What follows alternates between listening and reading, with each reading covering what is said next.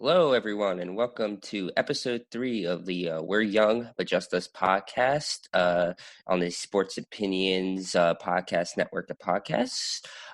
This episode is very exciting as I have on Steve Trevelise, who is the nighttime weekday host on New Jersey 101.5, the flagship station of the state of New Jersey, not New York, not Philadelphia, proud to be New Jersey. If you grew up in New Jersey, you know how big the station is, and it's really awesome to have him on. He is also the overnight host on 94 WYP Philadelphia. So we get to, and that's the the major sports station down in the city of brotherly love. So we get to talk about some fun stuff and how he's a Giants fan down there. And in addition, we talk about, sadly, the Kobe Bryant tragedy, his career, Mr. Trevelise's career in radio. We talk a bit about the Rutgers football, the Shiano hire, and the prospect of paying NCAA athletes, along with some talk about a little talk on the 10th anniversary of the Flyers' crazy run and a crazy memory he has working in Philly for that one, along with some Giants talk. He's a major Giants fan. He works at a major New Jersey station. Why not talk the Giants? And it's a good conversation, and I hope you enjoy. Swing drive, right center field. The Braves have won it. Elliott starts right, cuts it upfield, touchdown Dallas. They score! And Reed, it's over. Forward for the win. Bam. Got it. Yes. And the Scarlet Knights win it. There is pandemonium in Piscataway. Welcome, ladies and gentlemen. This is the third episode of the We're Young But Just Us podcast on the Sports Opinion Network of podcasts. And I am very happy to welcome, this is really exciting. He's the nighttime host on New Jersey 101.5, not Philadelphia, not New York, proud to be New Jersey. He is I believe, am I correct, overnight host on 94 WIP Philly Sports. That is correct? Yeah, well, it's kind of not New York, kind of Philadelphia. That one is all Philadelphia. And I saw that I do on Friday nights. Friday nights. And you are a comedy club owner, too, I think I saw. Is that true? Is that still true for you? Well, I was a comedy club owner, but that was a bad joke. Now I go out and tour as a comedian. It's easier that way. All right. So, yeah, I'm happy to welcome Steve Trevelise, very popular in New Jersey. Of course, it's a popular New Jersey 1.5 is very big in the state of New Jersey. It's the signal just reaches everywhere, right? In New Jersey, I think. Oh, I'm telling you. Yeah. Kyle, when Neil Armstrong landed on the moon and said, like, one small step for man, Big Joe Henry was playing the hits behind him on a speaker for New Jersey 101.5. He's like, one small step for man, and in the background, playing Jersey's favorite hits all the time, New Jersey 101. We had to turn the radio down so Neil Armstrong could get that out. That's how long and how big our signal is. Oh, you get in the weekends, the music comes to play. I think that's how it goes, and it does, and it even gets to the moon. Yeah, the music comes out to play all the way to the moon. God had it on while he was creating the earth in the 7 days. There we were. That's it. See, we're already off I'd like to push God's podcast while I'm here. This is off to a great start. I'm happy to have you here. Thank you. This is going to be a quick turn. I have to apologize to everyone, but as you know, this is being recorded on the day after Kobe Bryant and his daughter passed away, along with, I believe, 6 others on the helicopter crash out in California. And I know he's so I just get some thoughts. And I know he's a Philly guy. I don't know if you have any experience just talking to him, ever meeting him, and maybe on the station or whatever. Any memories about Kobe? Sure. Well, Kobe, first of all, there are few people in the world that you could lose that affect the entire world like a punch in the stomach. Like if a world leader, if a country leader dies, the country feels bad. A religious leader, the religion feels, the followers feel bad. And everybody else is like, oh, it's sad, it's a shame. Kobe Bryant, you don't even need Kobe Bryant. All you need is Kobe. But Kobe was internationally known. Kobe was someone that you lose and the whole world, you feel like when you hear the news, it felt like a punch in the stomach. and then to hear that his daughter, his 13-year-old daughter, also died. Another hit. Then you hear that the college baseball coach from Orange County and his family were on the plane, and they die, and it's like that's a lot to recover from. Kobe Bryant lived his life to the fullest. He gave it everything he had. He put his heart and soul into basketball. He wrote a lovely letter, Dear Basketball, which I think won him an Oscar. It did. But everything he did to the fullest. And now at the age of 41, he was living his family life to the fullest. And, his daughter, he was on Jimmy Kimmel talking about how, people say, wish you had a son to carry on basketball. And his daughter's like, no, I got this. And they die on their way to her playing in a tournament, his tournament, which is, it's just so tragically sad. As far as my experience with Kobe Bryant, I never met Kobe. I know people who have coached Kobe. I know people who knew Kobe. I did updates for Sonny Hill in Philadelphia on WYB, Sonny Hill Leagues, and Sonny is close with Kobe's father, Jelly Bean. Sonny knew Kobe, and you'd always hear the stories. But I remember starting Shadow Traffic. I was program director for Shadow in 1996, hearing about this Lower Merion senior who was unbelievable. And I'm thinking, wow, this would be great if only the Nets could draft him. And then the 8th pick comes, and they take Kerry Kittles, and you find out later, of course, they were the Nets. That's what they do. Yeah. The Geico commercial, if you are the Nets, this is what you do. So Kobe goes to Charlotte and then ends up in L.A. because we find out later that Kobe, it was kind of like Eli with, I'm not going to the Chargers. Kobe was like, I'm not going to the Nets. I'm going to L.A.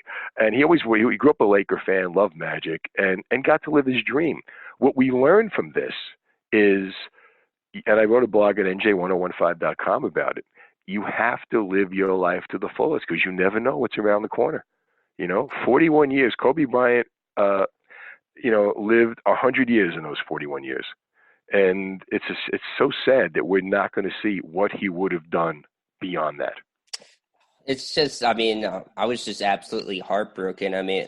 He has, I believe, 3 other kids, and they're without a father. And I don't have the names, but the Orange County people, I think it was him and the coach and his daughter and his wife, which is incredibly sad. It's just a lot of people. A lot of people are affected. It breaks my heart to say, and this is I'm only 22, and this guy was my entire, and he's up there with Jeter's, my sports childhood. That's who I grew up with. And I was thinking about it the other night. Last night. It was you best case scenarios, you hope to you lose them, your childhood heroes, maybe hopefully at best in your 60s and all that. But to be in my 20s and my child. A guy that's just dominated my childhood in sports has already sadly passed away. It's way too young. And him and his family had and his poor daughter, it breaks my heart a lot. It's just very sad to think about. John Altobelli was the coach of Orange Coast College in Costa Mesa. And he was on board along with his daughter, Alyssa, and his wife, Kerry. Yeah, and Brian's 13-year-old daughter was Gianna, and she was the one that you always saw the pictures of those two. She was the one that wanted to follow in his footsteps and play. And Kobe was very active in women's basketball. He has a coach that's the coach of her team, I believe, right? That was correct. Mm-hmm. Yeah. Yeah.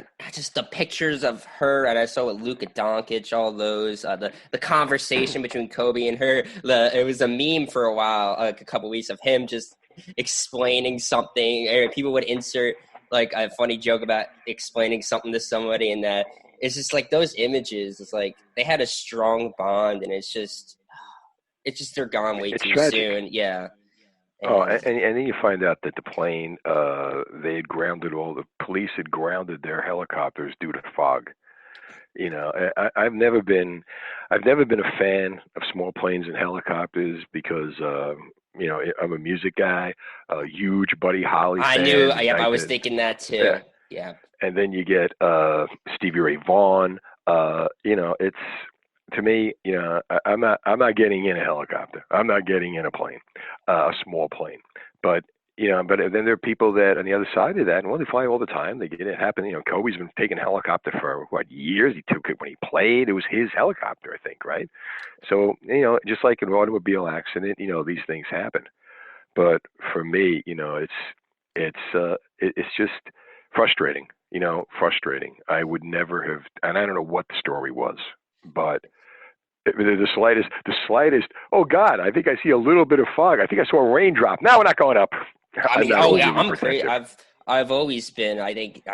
When I was only a little bit over 3 years old, but I think I've been scared of planes since 9/11. So I'm always been pretty frightful of flying, and it's probably not going to go away. And it's just always it's very tragic. That's all I really can say about it. And it's the world, the world breaks. Oh, I know, but I know it's just airplanes, All right. I know. Yeah, I don't want to get too much into this It's we all miss Kobe. We're gonna miss Gianna.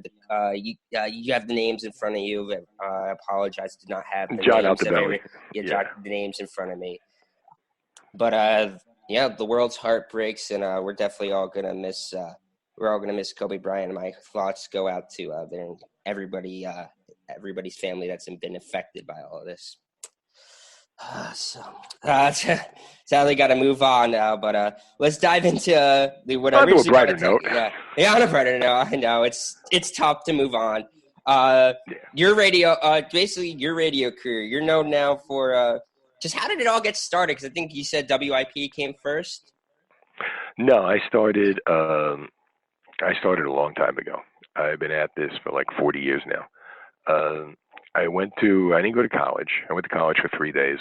Went to a broadcasting school in New York, which I guess is the equivalent of the Connecticut School of Broadcasting. But I went to a high school called Announcer Training Studios. And rather than go to college, because colleges, in order to take the radio course, well, you got to go for a degree, you got to take all these other courses and spend all this money and blah, blah, blah, blah. Look, I just want to be on the radio. I knew at 17 I wanted to be on the radio. What do I have to do to get on the radio? Well, we have the Radio 1 course, and maybe you get lucky and you get to the college radio station. The college radio station was a click. I said, well. So then I found the Announcer Training Studios, and they were 222 hours of concentrated radio training. It was like the Marines of radio. You go in Monday through Thursday from 9 to noon, and it was all how to do radio. And get out of that with my FCC broadcast endorsed license. And now you begin the hunt to try to find the job. Send a lot of tapes out. As it turned out, at that time, I went to Court Street, a bar in New York, and met with Jim Kerr, who was the number one rock jock in New York at the time on WPLJ. My neighbor had advertised, and they had set me up to meet with him. And he gave me the greatest advice. He says, the first thing you do, you send your tapes out, you get your first job, wherever it is in the country. You go there, it's a small town. The minute you walk in the door, you're sending tapes out. Your second job may be like Erie, Pennsylvania. At that point, you keep sending tapes out. Maybe you're there like a year and a half. Your third job is maybe a medium market. Now, a little bigger, you go to Kansas City. You stay there for like 2 years. Now you're ready to come to New York. Now you're ready to send tapes here. And it really taught me a lot. But I said, I'd love to do it here in New Jersey. So my first job, I worked at a place called WRLB in Long Branch, which is 107.1. Oh, that's near me. And from there, I stayed there like a year and a half. And I also worked at a place called WHLW in Lakewood. Then I kept sending tapes and trying to get into WPST, which at the time was playing like a rock hits kind of format. I loved the music. I loved the presentation. I begged the program director for like 3 years to get me on there. Finally, I get in. I believe in God. And I had prayed, and I go in and I open, I call him up, and on the day I call him up, it was the day that my radio station in Long Branch was going automated, and I call, with nowhere else to go, and he says, it's funny you should call. Our afternoon guy just quit. Can you come in tomorrow? And I had an interview, started on the overnights, went to morning, did the morning on PST for 2 years, and then I got a call from Philadelphia, a place called WYSP, which was the PLJ equivalent, the number one rock station, well, not the number one, but a rock station in Philly. They offered me a job, jocked for a couple of years, became the news director, and did the morning updates on the Howard Stern show for 10 years. Really? Left, yeah, it was great. Awesome. I got paid to listen to Howard Stern. Do you have any favorite guest memories from that? Like interact some of the guests on there? I'll never forget one day. It's like 9:00 in the morning, and he would always do the news at 9:00. He's sitting in the studio with Andrew Dice Clay, Sam Kinison, and Richard Belzer, and all they're doing is just riffing on the news. And I am hurting myself. It is that funny. And I'm thinking to myself, now, like, if you're the competition, what Who song are you going to throw on right now to beat this? What are you going to do? You know what I mean? You're dead. We own the world. And we had this swagger. We had this attitude like, yeah, we bad. Way bad. We would have ratings parties. I remember like riding around in limos, standing up through the sunroof, screaming out, "We're number one" and all this stuff, because it was that kind of it was a great time. So I leave there and I become the program director of Shadow Traffic in Philadelphia, where I was in charge of 25 announcers on 36 radio stations, providing like traffic reports, news updates, sports reports, things like that. And at the same time, I was also part of a morning show, WXTU in Philadelphia, as a country station. And then I left there to go to Star 104.5, which was the Nancy Glass show, which was like a kind of like a, what do you call it, adult contemporary station. Then they became Alice 104.5, which is like a rock hit station, and I was part of that morning show. And then I was part of the Tom Joyner morning show, which was an urban station. And then I left there. They put a broadcast line in my house by that point. And I left there and ended up, I wanted to do talk radio. And I got the chance to do 101.5. And it was like, I loved it. It was my dream. And then my program director, who was one of my best friends, says, "You're not ready yet. You got to go learn this." So I go to WYP to learn how to do New Jersey 101.5. I just wanted to do talk radio. I loved it. Oh, this is crazy for outsiders. Think about it. You're going to Philadelphia, like it's a huge city, to learn how to be a radio, go on a radio station in the place nobody wants to be. Theoretically. Nobody wanted to. I wanted to be there. I'm just saying this because I take the brunt of the jokes all the time about New Jersey. Being in school in Louisville, it's like, I love New Jersey, but I get the jokes all the time. So it's just funny. Yes, people out there, yes, you go to Philly, the practices come to the place where they have better cheesesteaks, and I stand by that opinion. Where, Philadelphia? No, New Jersey has the better cheesesteak. New Jersey, absolutely. Well, here's the deal. I mean, again, are heard on the moon. God wasn't listening to Philadelphia when he was creating the world. We established that earlier in the podcast. Yes. All right. So, but New Jersey 101.5 is the top billing FM station in the country. Like that. But the other thing is, like, it's a very unique radio station because New Jersey is a very unique state. It's full of attitude. It's full of sarcasm. It's a swagger to being New Jersey. New Jersey became cool with the Sopranos. All of a sudden, like, New Jersey became, like, in the last decade, it became a very it got its own identity. It was always like that vast wasteland between New York and Philadelphia. And you listen to like the news and it would be like, oh, here's what happened in New York. Here's the traffic for New York. Here's the weather for New York. And you guys can take whatever table scraps we throw at you. But then what happened was, like in the 70s, people would leave Brooklyn, they would leave New York, and they would leave Philadelphia, and they would move to New Jersey. And they would commute back and forth to either city or a suburb of either city.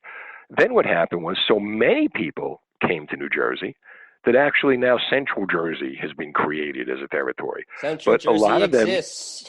Right. They stay here. You're right. They stay here. They brought their businesses. So now people no longer commute to New York. A lot do, but many don't, and live here. And New Jersey 101.5, they saw that. In 1990, a guy named Walter Sabo said, you know what? We're going to do a station, a talk radio station. We're going to talk about all things Jersey. And it could be anything. It could be politics. It could be music. It could be TV. It could be anything. And at the same time, all of a sudden, like you see, like Jersey became cool. The Sopranos came on television. It was cool to be from Jersey. Cake Boss, Real Housewives of New Jersey. Jersey was presented with this attitude across the country. Hawaii Five-0 reboots, and suddenly Danny Williams is a detective from Newark, New Jersey. All of a sudden, New Jersey starts working its way in. And here comes this radio station, and there's no New York 101.5 or Kentucky 101.5. We're the only guys that do it. And it's kind of like that whole thing, that snub. Not New York, not Philadelphia. Middle finger left, middle finger Jersey. right.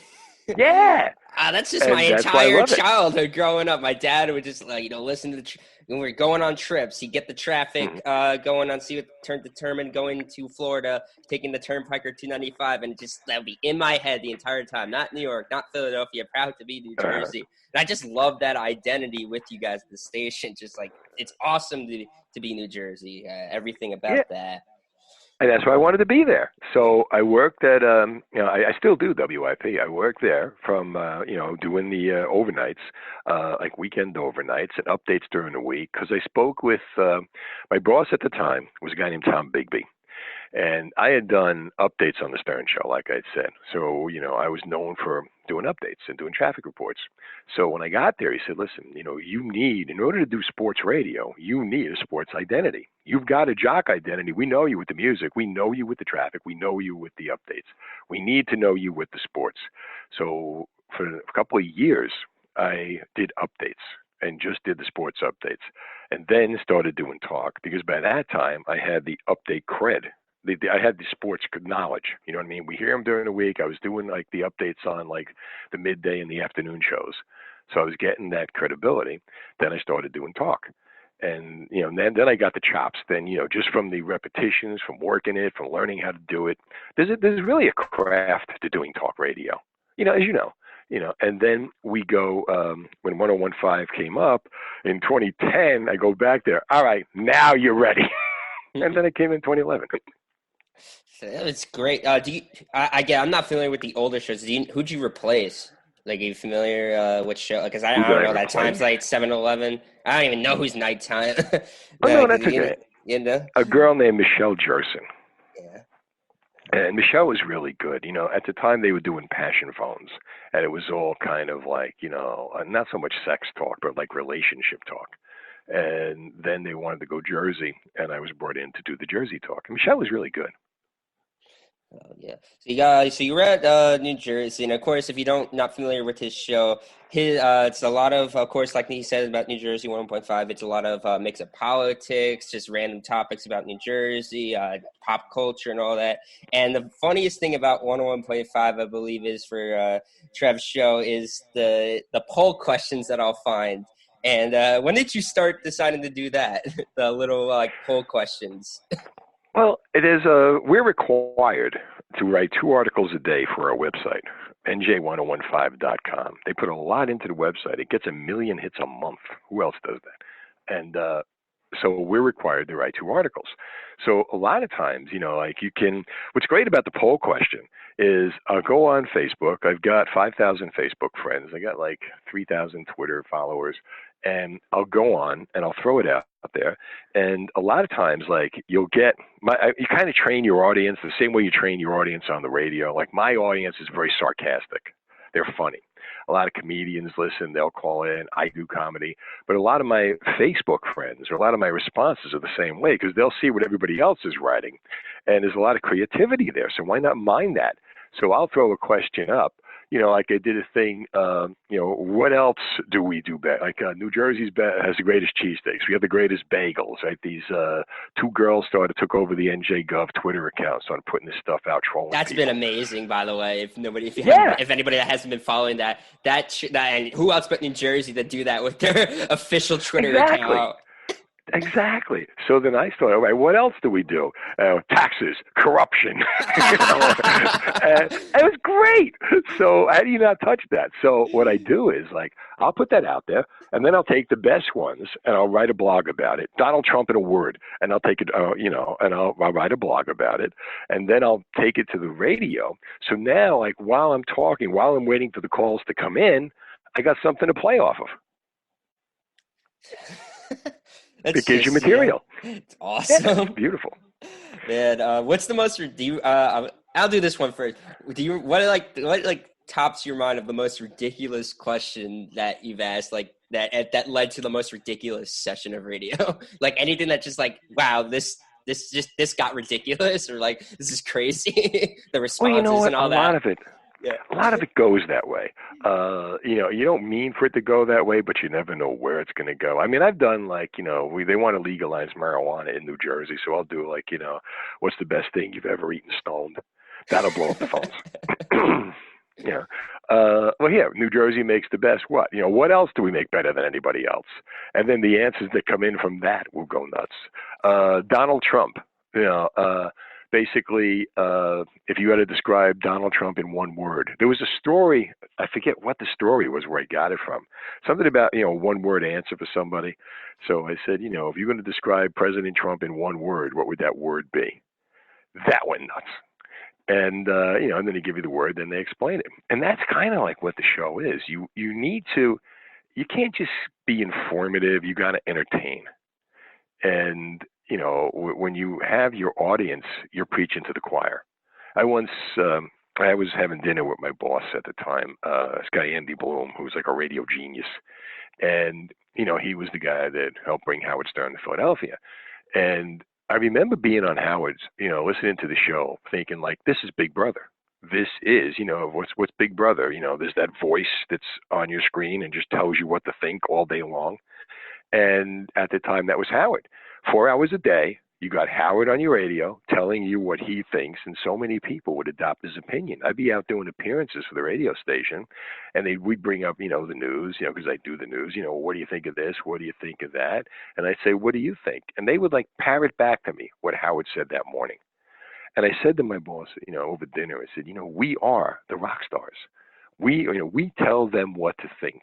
We get on the radio with our opinion, and that's, we tell them what to think. And he says, no, you got it wrong. They know what they think. You're putting their opinion into words for them. You're validating their opinion, and you're giving them another way to express it. And the people who are listening to you are the ones who already agree with you. People who don't agree with you are not listening. So now you're preaching to your choir.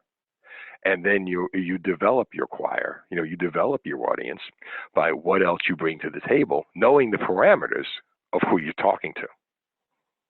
See what I'm saying? Yeah, I see what you're saying. So that's interesting. I've actually never heard that before about a radio. I guess I should have thought about it, but wow, that's actually interesting to hear about that. So this is going to help you now as you grow. Preach to my choir. You got to preach to my. I got to get the choir. I want to get the choir. We should get your choir. I'll get the choir and I'll preach to it. So get the soprano. Well, you do. Your audience, the people that listen to you, are the people that like you and they agree with you and they get you. And and they're your friends. They're your radio family, and you grow them and you develop them. That's awesome. And do you go out? Like I know I see them out on the at different events. Do you ever go to these events with 101.5 and interact with people that listen to your show? All the time. Yeah. All the time. I love doing it. I love doing comedy shows. Like I'll be at Catch a Rising Star this Friday night performing with Julia Scotti. Julia Scotti was a transgender comedian who, in 4 minutes on America's Got Talent, dropped an F-bomb in her opening monologue and then came out as transgender. Who does that but a Jersey girl? She's perfect. Dropping it. Man, I wish, isn't that everybody's, every New Jersey's dream, drop the F-bomb on television? National television? National really? television, we love it. Oh, God. Yeah. So, yeah, you definitely got a great thing going at 101.5. And I forget, I'm trying to think, I want to say a couple weeks ago, maybe I listened to just a segue into different in the other topic. I think I saw you had Eric LeGrand on your show. I did watch that video on YouTube. That was number one, a great interview. He's just such an awesome dude, an inspirational story. And and so that segues into, and I guess one of the topics that night was Greg Schiano is back on the banks of Rutgers, and I want to get your thoughts on that. Obviously, you got to did you talk about it? Was like when Rutgers went big in '06 and you were in Philadelphia? Was that even a topic? Oh yeah, I mean, Philadelphia is really different from other cities in that all they care about is Philadelphia. Like the fan will talk about, like they'll talk about national stuff, not that much, but Philadelphia is very Philadelphia centric. If Rutgers was in Philadelphia, Temple would have been huge. Oh yeah, Rutgers, it's Rutgers. We don't like them. Temple plays them. It's kind of like that. So it wasn't. But the thing with Schiano is this: I met Greg Schiano at the New Jersey Hall of Fame with Eric LeGrand back when he got inducted, and Eric. I heard Artie Lang interview Eric on his podcast, and it was great. And I know a guy, Mike Nichols. Mike Nichols was a hockey player. In 2014, he was a senior hockey player, 17 years old, from Monroe High School. He's having the game of his life. He gets checked into the boards, becomes a quadriplegic, and has been on a mission. He works with the Chris and Dana Reeve Foundation, and he became very close with Eric LeGrand. And I've had him on in fact, I had Mike wanted to get into broadcasting, so I had 101.5 make him my intern. And he interned for me for a summer. He's a great kid. That's awesome. But he's tight with Eric LeGrand, and through him, I got Eric on. And and Eric loves the idea of Schiano. I mean, if you're Rutgers, the thing about Rutgers that gets me with this is, one, it's a great public relations move. If anybody can get people to come here, it's going to be Schiano. But the other thing is this new law that they have, the NCAA has backed finally, because they had to, where college athletes are now allowed to make money off their own endorsements, off their name. That could be a huge lure to get top athletes to come to New Jersey, because if you come here and you're going to be right under the nose of Madison Avenue, so you never know how who you could get. You get your Would you rather be a big star in Indiana? Yeah, exactly. Yeah. There's no Times Square for Ohio State or LSU. No. Yeah. I but mean, not only that, but yeah, the major companies, all the headquarters are in New York. So if you want to get an endorsement deal, and they're already seeing you every day, that could be a big help. Yeah, it'd be interesting to see. I mean, yeah, Rutgers should be one of the big schools to utilize that when everything finally comes to fruition. I know the debate back and forth on how they should get paid. I have my opinions and all that. But, yeah, I think it would be really good for the players to finally just capitalize on their own name. And that could have a big effect on Rutgers, definitely football and even basketball in the future. Do you have any predictions on, like how many years, if he succeeds, how long it's going to take? I think it's the right move, because obviously prediction for Rutgers. Reinvigorated. I don't know how close you followed the program. It takes. I'm not sure how long it takes any college to turn around. You got to remember the players only stay a couple of years, right? Mm-hmm. Especially now, 1 or 2 years, and they want to go pro. I think I couldn't give you a number. Let's say maybe 4 years to get the program going, but I think that if they would come up with a way to pay the athletes, they'd be able to keep them longer. This is a business, and that's what people forget. College is a business. They're there to make money. They pad colleges so much, forcing you to take courses that you really don't need. But they tell you in order to get my wife is a physical therapist. In order to get her physical therapy degree, she had to take an elective in collage making. We don't have one collage hanging in the house, but she had to take this. It's ridiculous how they put fat, and they just drive up the price of college, put so much fat in it that people have to take. And, as far as the NCAA, they're making money off these kids. The coaches every year get a new mansion, and the kid goes back to the neighborhood. Most of these athletes don't go pro. All they've got is the college. And how much money do they make? Remember the story, I think it was ESPN, where Chris Webber is hungry and he's walking down the street and he sees his jersey hanging in a shop? Yeah. And he's not making any money on that? It's ridiculous. Who's the guy, the UConn kid? Napier. I can't remember his name. the one where he said he was hungry all the time. I remember that. Come That'd be on. a huge story. Yeah. I mean, it is ridiculous, and they call themselves non-profit, and of course, that's always how total it works. BS. The non-profits, and they make billions of dollars. But treat it like a business. Pay the kid. And you can't tell me a seat in the classroom is enough. Or we give him an education. I'll tell you what, you pay me, I'll buy my own education. Give me $1 million, I'll give you back $200,000 for the education. I mean, really, how much money are they generating in the school? And you don't do it, you don't give it to everybody. You give it to the people that you deem are going to make you money. So if you're not going to give it to someone, well, I'm not going to go. Okay, go someplace else. We'll get somebody else. You have a budget as to how you want to do it based on how much, like any business, based on how much money they could make you. I think the endorsement deal is huge because, remember Terrell Pryor with Ohio State?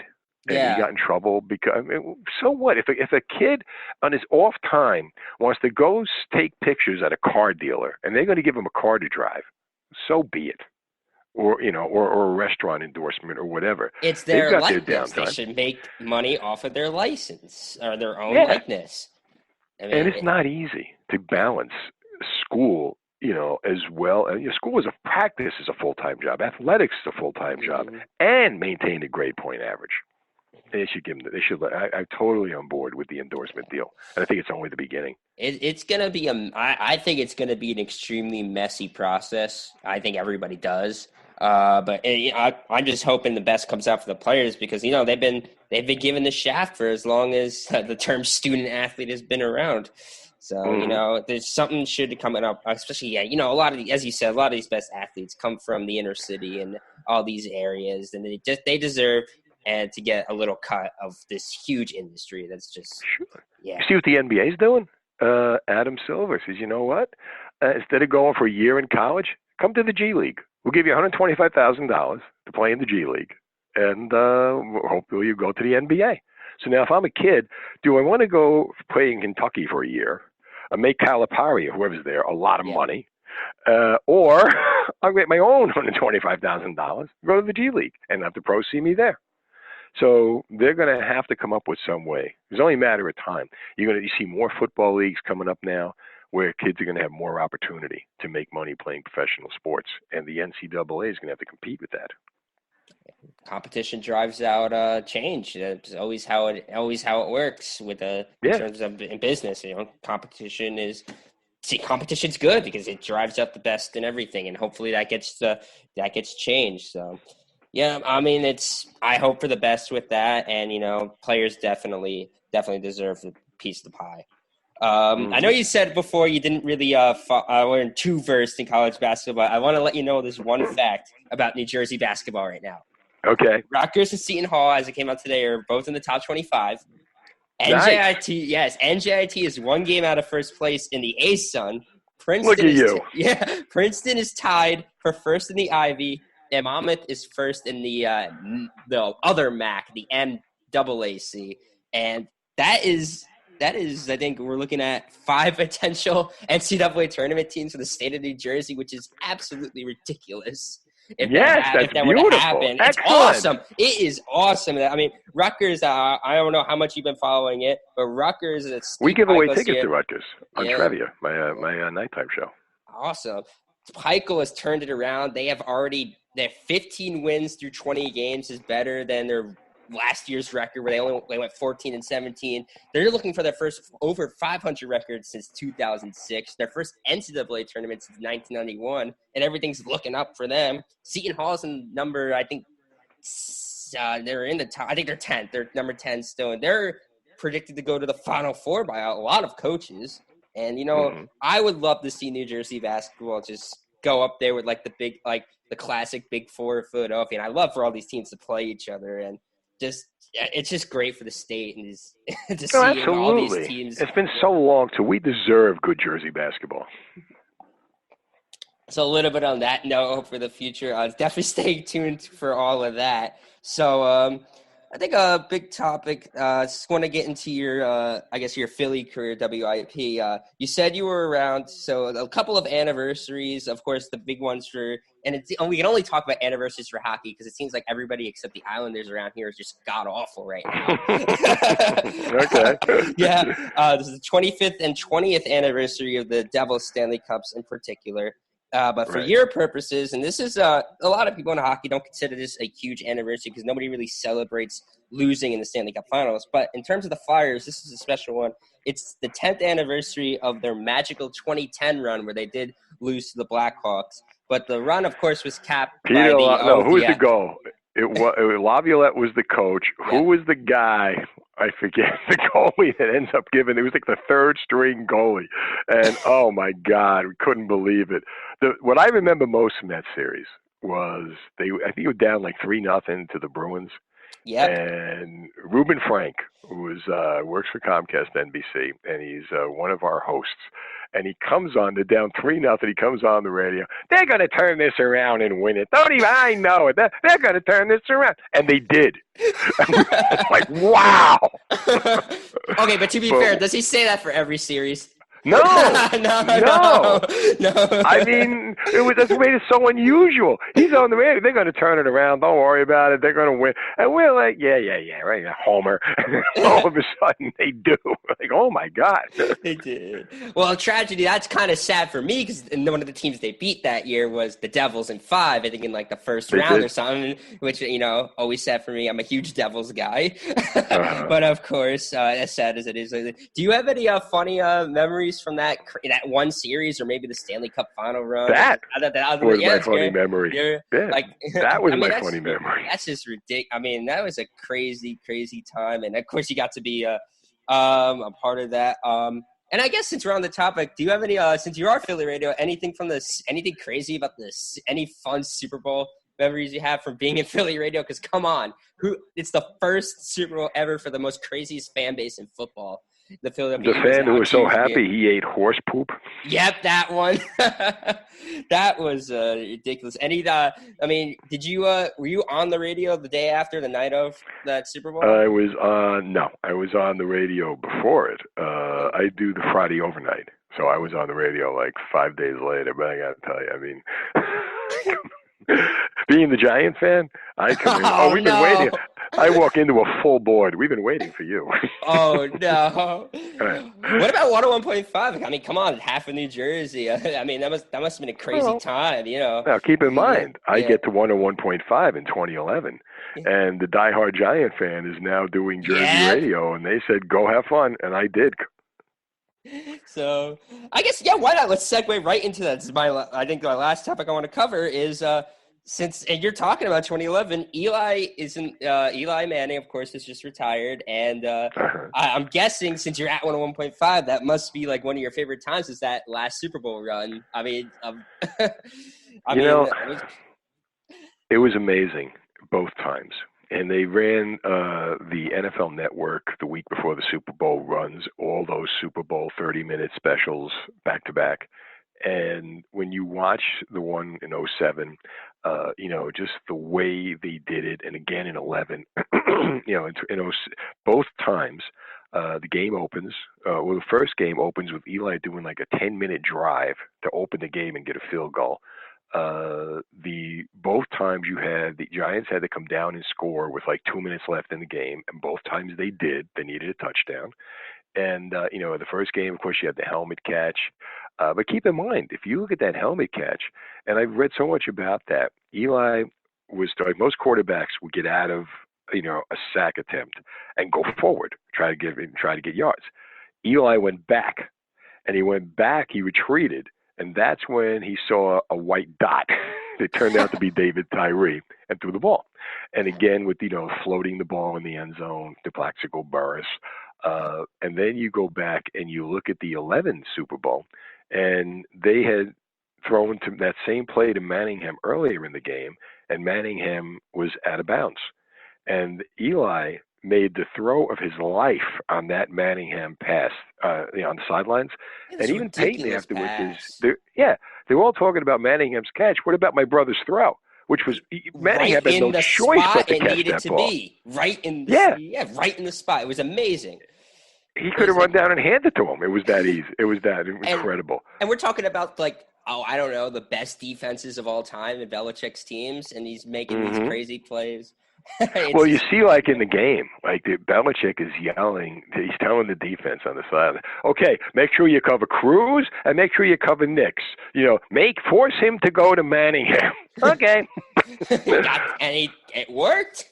It worked. Yeah. And the timeless images of both Super Bowls are, I guess, when you know it's one is Plaxico's, of course, first one standing wide open by himself. It looked like, and then catching the game winner, and of course.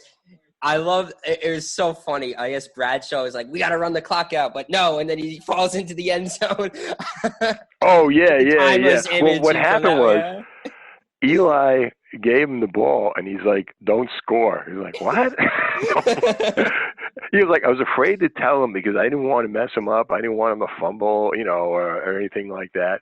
But yeah, and then they realized. But then again, then the defense stood up. But you got to ask yourself, if they don't win that '07 Super Bowl, does that affect Strahan going in the Hall of Fame? Eli had. He was the glue. And the thing is about this Hall of Fame discussion, I think he goes in not only for the 2 Super Bowls, but for the fact that he never missed a game due to injury. He got out of this healthy. But you can't blame the player when the team stops supporting him.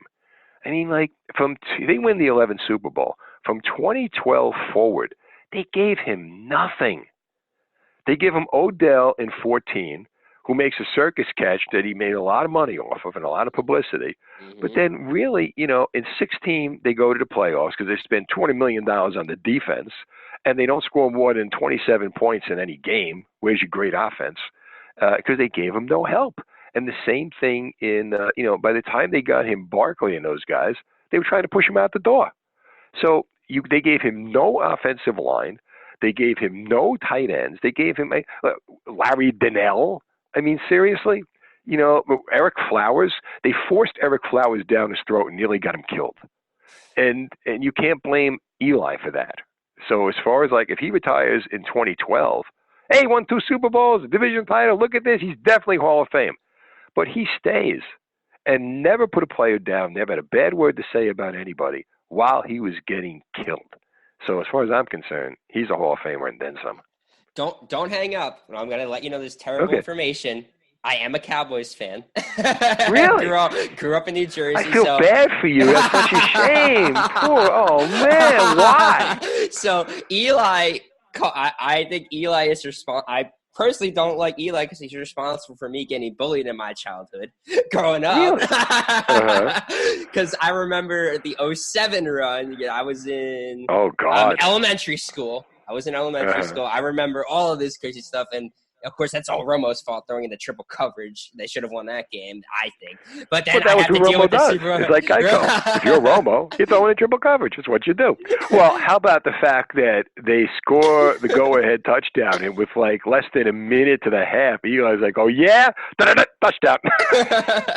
Dude, and then, of course, 2011 was they were up. They had no business winning that game in Dallas, and then they were down 12 with I swear 4 minutes left, and then Giants storm back, scored 2 touchdowns, and Pierre Paul blocked the field goal. His giant mitt on that. I mean, I feel so bad for that man. It's a stupid injury, but that guy had a lot of talent. I feel bad. For that guy. Oh, but know what? Yeah. I mean, that was the joke. All right, so how did he? Tonight a very special episode of The Big Bang Theory. That's did he light the thing, put it in one hand, and go count to 10, 1, 2, 3, 4, 5, put it in the other hand, 6, 7, 8, 9. Who is he? Wile E. Coyote? What the hell are you doing with fireworks? Oh yeah, I mean, come on, the Giants have those guys. Plaxico in the bar. So yeah, but Plaxico. Oh my God, I know, right? There's another one. Oh my goodness, but yeah, I have to say the fact he's the only guy that went to jail for shooting himself in the foot. We do that all the time in life. And it had to be in New York where you can't have any guns, so double whammy for you. They tried to make him an example. Yeah, they made him an example. Yeah. And now there was a story that was in the paper, in the New York Post, about how Eli used to always play practical jokes on everybody. I mean, one of the things that was well known was that Eli would have the huddle. He would fart in the huddle and not break the huddle and make them stand there and smell it. Oh my goodness. I did He not was a know fun that guy. one, actually. Oh, yeah. Then the other one was with Burris. He said that Burris said he was in the weight room. He takes a shower. He's coming in, and everybody's laughing at him, and they don't know why he's laughing. So he takes his towel. He starts toweling off, and they're really cracking up. And he's like, "What's going on?" And he said, "While Plax was in the shower, I think it was, Eli came out naked and sat on the towel." And he goes, and Oh. now I'm drying my face with that thing. What's going on? Oh my God. That sounds exactly like the stories I've heard about Greg Maddux on the Braves, like the ridiculous stuff he would do. That's exactly like that. I did not know he did that. But the fact Sparky Lau would sit on birthday cakes. But the fact that I consider Eli Manning to be one of the ruining my sports childhood just just enhances the fact on how great he was for the Giants. And yeah. I mean, he should go down. I think I've seen it from obviously being from Jersey, I know a lot of Giants fans, and then he's just well revered, and I'm happy for him that he got. I'm glad he retired. I'm glad he didn't go Martin Brodeur and go somewhere else for a year. Nah, he's a class act. You don't want him anywhere else. Yeah, and I'm glad to see him. I was happy to see the videos of him in Hoboken with Daniel Jones. Like, yeah, I mean, that's just like. Well, how do you feel about Jason Garrett coming to be the Giant offensive coordinator, Cowboy guy? Watch him lead the next greatest show on turf now. Because. How about this? They better not install the clapper at MetLife Stadium. Oh, yeah. Turn that place into a strobe light. Nope. Yep. You're dealing with the clapping. No matter how good, if the offense ever comes good, there's still going to be clapping. So speaking of new coaches, yep. The Judge. It's not Aaron Judge. It's Joe Judge. As long as he ain't Judge Dredd. Yeah. You don't want Judge Dredd. I was very skeptical because I think he did a lot of good talk, a lot of good stuff, and he's like a Shiano speaker. He sold people on the Giants. But I was like, this guy was never ran an offense or a defense, and I was like, what do you think about that? He ran special teams, which meant he talked to everybody. He not only did he have to deal with everybody on the entire team, he had to motivate them to do something they didn't want to do. Nobody wants to play special teams, and he had to get these starters psyched to do it. So do you think it's like this is the right, like this is potentially the future? Do you like the hire and everything about it? I like it in that Bill Belichick loves the Giants. If he could coach the Giants, he almost got to coach the Giants, but George Young didn't think he was a good enough coach because he didn't look the part. Ian O'Connor wrote that in his Belichick book, and I interviewed him over it, about it. But the thing with Belichick would never let the Maras make a mistake. He would never want to be responsible for that. So if Belichick told them that this is the guy, that he's the guy. And, with Garrett running the offense, you now have a guy. Pat Shermer couldn't beat the Eagles. He couldn't beat the Eagles when he had the Vikings in the championship game. So why would you want him to coach? He's a great offensive coordinator. He'll do well in Denver as an offensive coordinator, but he's not a head coach. Garrett has won division 3 of the last 6 years. He knows how to beat the Eagles, so that's a big deal. Garrett, he took a 4th-round draft pick out of Mississippi. Where's Prescott from? Yeah, Mississippi State, 4th-round pick. Right, and made him, a starting quarterback. He's got Daniel Jones. He developed Zeke Elliott. He's got Saquon Barkley. You look at the Giant receivers. I think, if anything, it's going to come down to this. The Giant, any coach is as great as his players. Mm-hmm. The Giants have to now go out and get a center, a couple of tackles. They're good with guards. They got to get pass rush. They got to get a defense. And if they could fill those gaps, they got $80 million in free agency to spend. They got the number 4 draft pick. If they can get, who's the kid from Clemson, Isaiah Simmons? If they can get him, that would be huge. If they could, just get some playmakers, get guys you have to worry about on defense, then Judge is going to be a genius. If they try to force people down his throat or come up with bad drafting, then he's going to suck. And it really is as good as that. I mean, yeah. I mean, if Belichick endorses someone, it's definitely the best reference letter of recommendation you can ever have. Um, Yeah. yeah, I'm looking at I mean, he's lost yeah, people, but he's never recommended them. You know what I yeah, mean? Like guys yeah. get jobs and they go elsewhere, but it's never like Belichick saying, "Oh yeah, he's good, take him." No, he spoke to the Maras and said, "Look, this guy, he's going to be a head coach, if not this year, next year.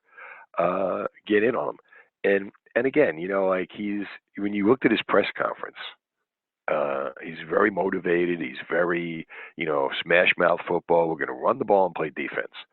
The one thing that the Giants really, who's running the ball? Orleans Darkwa? I mean, they finally got a running back.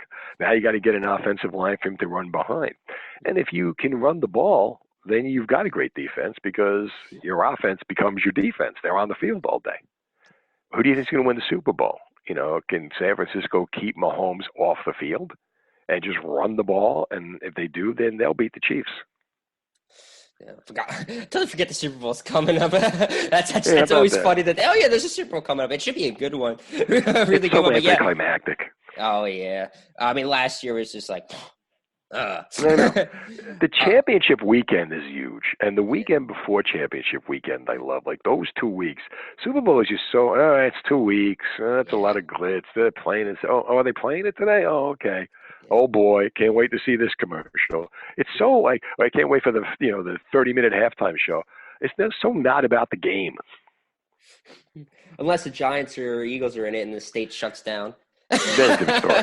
Then it's a different story. Yeah. Yeah. Oh yeah. Like I was in college. I mean, that was my sophomore year, so 2 years ago for the Eagles. I kind of, even though I disliked, I was split. I disliked the Uh-huh. Eagles, but I was like, my brother's huge Eagles fan. Is like, let them win once, I guess. I want to see Yeah. people's reaction. Whatever. I can't say that as a Giant fan. I can't. I shouldn't Even say though it, I but have to say it, No, I'm yeah, kidding. shouldn't say it. But I love I mean, I kind of regret missing out being around New Jersey for that because in Ocean County, it's the big mix of the Giants and the Eagles. Oh, you got the line of demarcation, Yep, right? yep. Giant fan on this side, Eagle fan on that side. Sprinkle of the Jets. I actually know a ridiculous amount of Jets fans. Actually, it's the funny part. You poor guy. Yeah, poor guys. I know. That's not easy. So I mean, that was the Giants should have a good future. Definitely a good future. I mean, I'm a little bit skeptical, but I would definitely. I mean, I won't be happy to be wrong. I want the Giants to stink a bit. I'm not gonna Yeah. lie. I still hold a little bit of grudges against. I'll hold a grudge for a long time against the Giants. Well, you'll love Mike McCarthy. Oh yeah, I'm still skeptical about that one too. I'm just hoping for the best. Jerry still runs the team, so Mm-hmm. it's all about Jerry. So, Oh, yeah.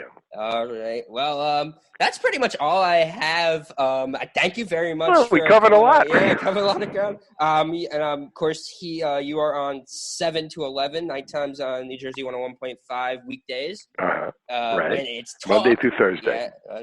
Really, you're not on Friday? Oh, you're Monday feeling through it Friday. Thursday. And then on Fridays, I'm on WYP from 2 to 5 in the morning because that's where they put the Giant fans. It's better where they put the Cowboys fans. Yeah, right. I can't tell you where they put the Cowboy fans. That would get us off the air. And you can. But the sun never shines there. And of course, yeah, it. They won't let him anywhere. He has blogs on nj101.5.com. He had it's all on there. Every host has their own page, I believe, if I'm correct. You can see their articles. And so just look up Steve Trevelise on there. Do you have any socials you wanted to shout out? Sure. Follow me at Real Steve Trev, SteveTrev, and I'm on Facebook. And of course, follow NJ 101.1015. There's no point on the Twitter handle. There's no point. NJ 1015. You'll see his blogs there. And of course, you'll get the links to the online listening because it's not New York, not Philadelphia. Proud to be New Jersey. We love it. We'll never forget that. Never forget the line. You listen to it once, you'll never forget the line. And that's pretty much all we have. This has been episode 3 of We're Young But Just Us. Thank you very much, and have a great rest of your day. That was Steve Trevelise, nighttime host of New Jersey 101.5 and overnight host of 94 WIP Philadelphia. And it was great to have him on. Of course, check out all the socials he dropped at Real Steve Trev on Twitter, NJ1015.com, where you will find his pages for each and every host of New Jersey 101.5, and you'll find Steve Trevelise's articles there. For myself, which I've never dropped on the podcast, are my socials at KDoc_52 on Twitter.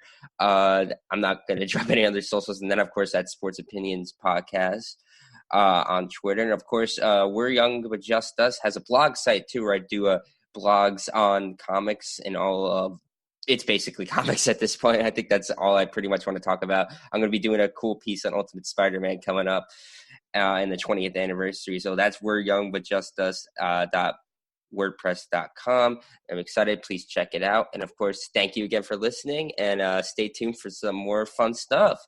Have a great one, y'all.